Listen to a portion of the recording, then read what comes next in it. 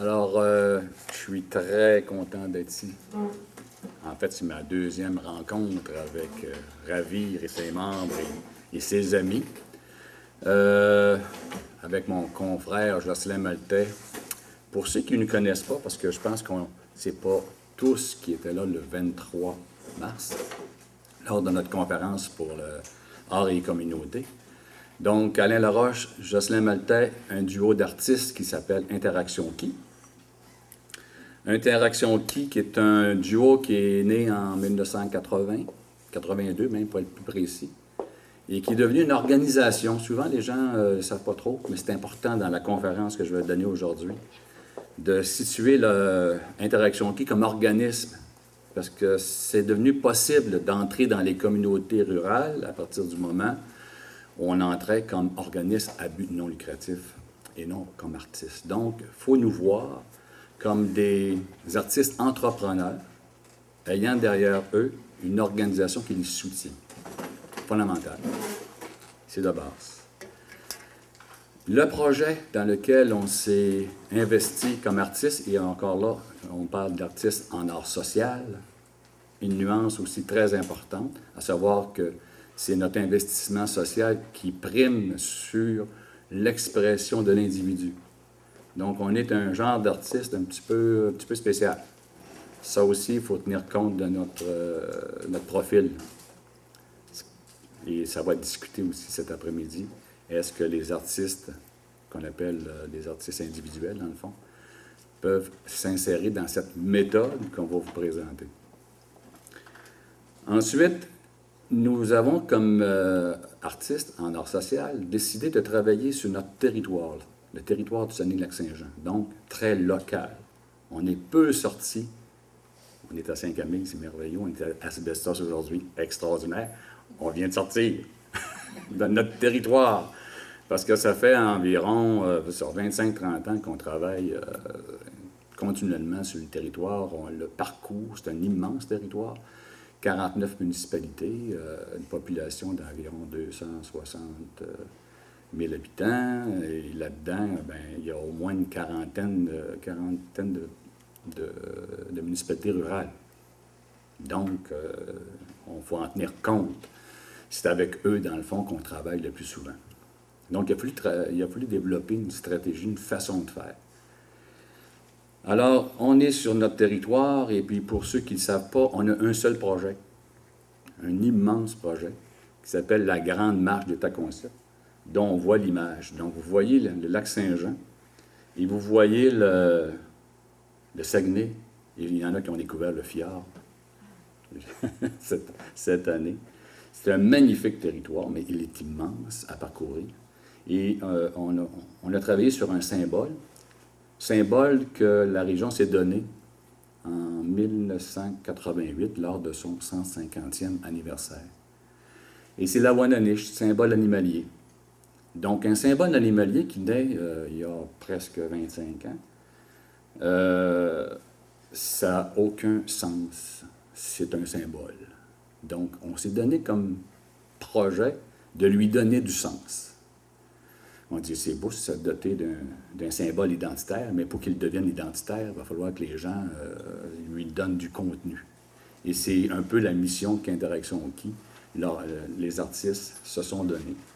Donc, ce que vous voyez sur le grand poisson sur notre territoire, à tous les petits points bleus que vous voyez, on met un monument, tout simple. Ce n'est pas tellement le monument lui-même qui est important, mais l'activité culturelle que chaque monument porte. Chaque monument a une identité propre, et chaque identité, chaque thème est abordé en fonction de l'identité d'une communauté. Donc, on parlait tantôt de 49 municipalités. À l'époque, on en avait 60. Il y a eu des fusions entre les deux. Aujourd'hui, on a 49, mais lorsqu'on a créé le projet, il y en avait 60. Donc, il y a 60 points. On a gardé l'idée des 60. C'est devenu un projet patrimonial en cours de route. Et les gens, d'ailleurs, se reconnaissent. Chicoutimi, c'est encore Chicoutimi, Jonquière-Labbé. On a des difficultés à comprendre, c'est Saguenay. Et Saguenay, ça, c'est un problème local. Mais il faut comprendre que On est donc dans un projet évolutif. Et le projet a évolué drôlement. On a même changé nos façons de faire. Nous changeons continuellement notre stratégie. On améliore notre façon de procéder. Alors, grosso modo, là, je viens de vous donner le profil. Ce qu'on avait regardé le 23 mars, c'est qu'on présentait le projet de la Grande Marche d'État conscient. Tandis qu'aujourd'hui, ce qu'on va faire, c'est travailler sur une intervention qu'on a réalisée dans une municipalité rurale. Et je vais vous en faire le récit, tout simplement. Ça a duré entre le mois de mai 2009 et ça s'est terminé en septembre 2010. Donc, ce n'est pas des projets qui se réalisent dans une après-midi. Lorsqu'on s'engage dans une communauté, il faut savoir qu'il faut s'approprier le milieu, il faut en faire des rencontres, il faut se faire accepter. Et, bon, il y a tout un processus de travail. Et l'artiste doit être conscient de ça en partant. Donc, on va travailler avec une municipalité, je vais vous faire le récit, et on va appliquer sur le récit ce qu'on a développé avec Madeleine pendant une journée de temps, une méthode de gestion de projet qui s'est formalisée cette journée-là, parce que je vous avoue que Jocelyn et moi, on ne travaille pas comme ça. Je ne pense pas qu'il y ait un artiste d'ailleurs qui travaille comme ça. On travaille intuitivement, comme tous les artistes. On y va avec les contraintes, les fonctions, puis à force de travailler, on corrige notre tir, et puis voilà, bon, tout se construit devant nous. On essaie de faire le moins d'erreurs possible. Mais là, on s'est dit, comment passer cette intuition dans un forum, puis discuter de l'intuition. Il a fallu comme faire l'exercice de formaliser dans des mots et dans des étapes et dans des... Bon, c'est très administratif, notre truc, là. Mais ça nous permet de pouvoir en discuter. Et on en fera bien ce qu'on veut après. Hein? Est-ce qu'on va vraiment se mettre à prendre le livre de recettes, ça y est, on entre dans la communauté et on l'applique? Je pense que c'est pas possible. Mais ça nous donne des orientations, ça nous donne des positions, ça nous donne des voies possibles. On en laisse et on en prend. Et voilà, je pense que chacun est capable de s'en servir à sa façon. C'est un peu l'objectif de la journée. Puis nous, on espère que, justement, on puisse en discuter et que ça peut être contributif pour vous autres. Voilà, tout est fonctionnel, notre truc. OK. Alors, donc, on entre dans le vif du sujet. Le projet artistique. Premièrement, alors pour ce qui est des questions, on va se réserver un temps de questions à la fin. Parce que sinon, si vous me posez une question, je vais déraper, puis je vais prendre une autre voie. Alors donc, à la fin, on va se garder une petite période de questions. Donc, pour nous, un projet artistique, puis j'ai à la fois la méthode devant moi, puis j'ai le récit. OK? Donc, je vais faire un peu de lecture. Donc, un projet artistique répond à des impératifs d'innovation, de créativité, d'expression et de communication, à la fois individuels et collectifs. Nous, c'est notre façon de voir un projet artistique. Il doit contenir ces éléments-là lorsqu'on rencontre une communauté. Une communauté, là, on va passer à l'autre. Une communauté rurale, là, je vous donne dans le fond le contexte de travail. Une communauté rurale renvoie à un mode de vie de ses habitants caractérisé par leur appartenance, c'est-à-dire l'identité singulière de cette communauté, à des collectivités de taille limitée, très important, donc une vie sociale personnalisée, et par leur rapport particulier à leur territoire. Donc, on parle ici d'une culture paysanne. Donc, les projets qu'on réalise, ce sont des projets qui ne peuvent se faire qu'avec des petites communautés. Lorsqu'on l'applique, mettons, on pourrait le faire avec un quartier, dans une grande municipalité, mais on n'abordera pas Saguenay avec ses 150 000 habitants avec un projet artistique. C'est trop. On ne peut pas avoir la même relation avec les gens. Donc, il faut parler d'une masse critique de personnes avec lesquelles on va travailler. Très important. Dans une perspective de développement durable, OK, voilà, je vous présente Héberville Station, merveilleux. c'est notre municipalité à l'étude. C'est là qu'on est intervenu, et c'est d'eux qu'on va parler.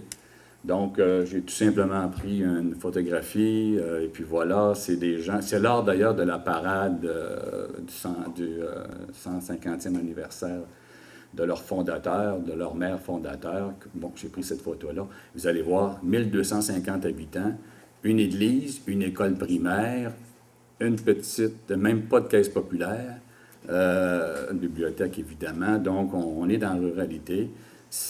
Pas beaucoup de... Pas vraiment agricole, des petites entreprises. Donc, on voit le milieu. Et nous ne sommes pas d'Héberville Station, ni Jocelyn et moi. On est parfaitement inconnus. Ça, c'est important aussi. Donc, c'est très différent de M. de Rouen qu'on a vu, où lui, à Val-David, évidemment, il était une sommité connue, c'est un leader. Tandis que lorsqu'on arrive comme artiste dans un milieu non connu, et on est... Quel rapport, comment on fait pour aborder cette communauté-là? C'est ce qu'on va travailler. On poursuit. Donc, le développement durable, il faut en parler, méthode, parce que vraiment, c'est important aussi. Dans une perspective de développement durable, la réalisation d'un projet artistique doit répondre à certains critères comme l'acceptation sociale, le minimum d'empreinte environnementale, le rapport qualité-coût et l'ancrage identitaire. Et j'ajoute le dernier élément qui n'appartient pas au développement durable actuellement, mais avec l'agenda 21C, je pense qu'on tente de rentrer la culture comme un élément du développement durable. Et nous, je pense que c'est important. Donc, l'ancrage identitaire, la culture est importante dans le développement. Et comment on le fait? Dans notre cas, dans notre projet, voilà, le taconcite de la fécondité. C'est le thème qui a été retenu lors de notre intervention à Héberville Station. La fécondité, je vais vous expliquer tantôt pourquoi, mais pour l'instant, prenez pour acquis que le projet que vous voyez là, la sculpture qui est devant les personnes, c'est exactement cette sculpture-là qu'on positionne sur les 60 points. Ce qu'on appelle un tacon-site. Le tacon, pour ceux qui n'étaient pas là au 23 mars, c'est tout simplement un petit Wananiche. C'est le bébé Wananiche. Alors, donc, on appelle ça tacon et, évidemment, le site en quel lieu on positionne notre monument identitaire. Donc, chaque monument est semblable. Il est fait avec un gabion de métal et des roches. Y a-t-il plus simple que ça? Ensuite, c'est une empreinte environnementale très, très, très limitée. Ça coûte 350 $, pas plus. C'est ça, d'ailleurs, qu'on charge à la municipalité pour le faire. Et les personnes qui sont là, on parle de l'acceptation sociale. Vous avez monsieur et une maire à Réal-Côté, qui est à l'extrême droite. Vous avez un leader, Mme Rosa Tremblay, qui est la leader du village, avec qui on a travaillé. Vous avez une citoyenne, évidemment, enceinte, parce que c'est Mme Rosa qui a dit, bien, il faut avoir quelqu'un qui exprime bien la fécondité. Donc, on avait notre dame qui était là, enceinte. Et les deux personnes à l'extrémité, c'est les citoyens d'accueil de Saint-Honoré, parce qu'il faut bien comprendre que notre monument n'est pas à Héberville Station. Et ça, pourquoi? Parce qu'il n'est pas dans le pourtour de notre Grande Wananiche. Donc, c'est des gens de l'auberge Le Martingale, un couple qui a accueilli le taconcite chez eux et qui vont en faire la promotion. L'acceptation sociale, pour nous, c'est ça. À partir des moments où les gens disent « on est d'accord avec la thématique », on veut avoir un autre tacon, on le positionne quelque part, la municipalité est partie prenante, les citoyens, voilà. Et il y a les deux artistes en arrière, ça, c'est pas important, dans le fond. Ils voulaient absolument qu'on soit sur la photo. Alors, là, on parle de développement durable. Voilà, pour moi, une œuvre qui répond aux 4 critères. L'identité, rapport qualité-coût, le minimum d'empreinte et l'acceptation sociale.